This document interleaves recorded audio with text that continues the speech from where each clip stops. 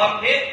کوئی تو قسمت والا ہوتا ہے نا جو مکمل عالم دین بن جاتا ہے، مکمل حافظ قرآن بن جاتا ہے، مکمل قاری قرآن بن جاتا ہے. فرمایا نہیں، ابھی وہ پڑھنے گیا تھا، جامعہ میں آیا تھا، جامعہ میں اس نے شروع کیا تھا، ابھی ابتدا تھی، درمیان میں پہنچا تھا، مکمل نہیں کیا تھا. وقت اجل آ جاتا ہے، موت آ جاتی ہے، پھر وہ طالب علم جو اس دنیا پانی کو چھوڑ کے جاتا ہے، ارے اس دنیا پہ تھا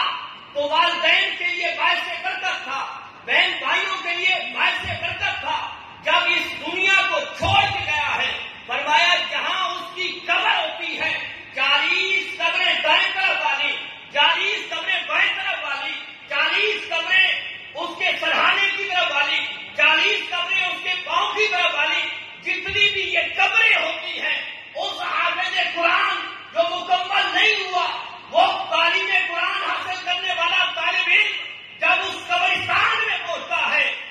کریم رب اس کے آنے کی وجہ سے، اس کے شرط کی وجہ سے ان 120 بلکہ 160 قبروں سے عذاب کو ہٹا دیتا ہے. نعرہ تکبیر،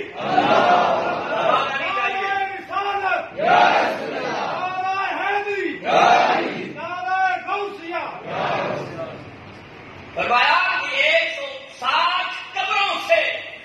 وہ ادھورا حافظ جس نے ابھی قرآن شروع کیا تھا،